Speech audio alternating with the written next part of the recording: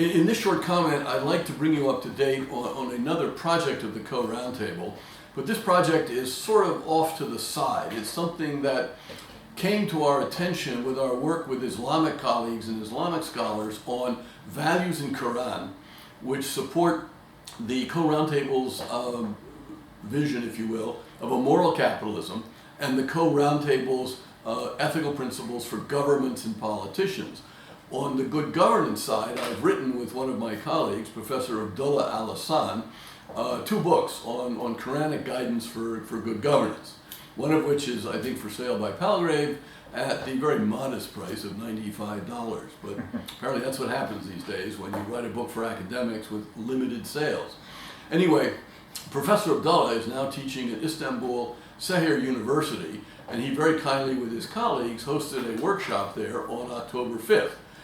Now, it came to our attention, a couple of years ago, in working with our Islamic scholars, that there are extant 6 texts of covenants made by the Prophet Muhammad in his lifetime with Christian communities. And these texts promise respect and protection of Christians. An attitude of tolerance and acceptance and brotherhood, which seems missing many times in our world in 2019.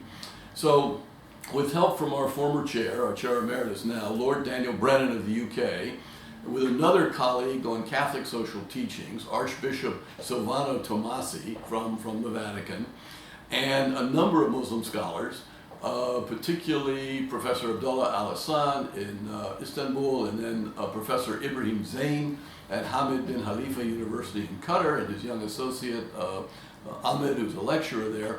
We've been looking at these covenants from the point of view of history. What can we learn about them?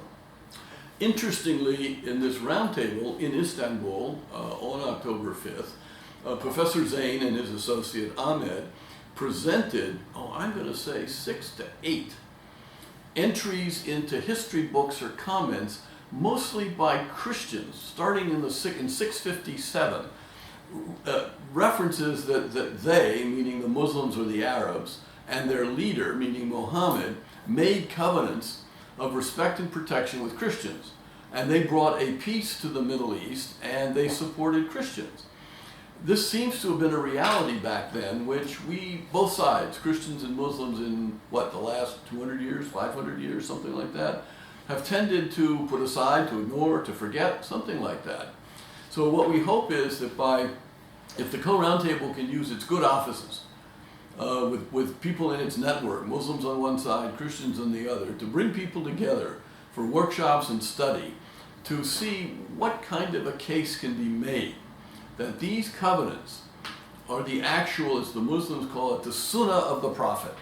Because if they are, that means the terms of these covenants, respect and protection of Christians, are binding obligation on all Muslims today.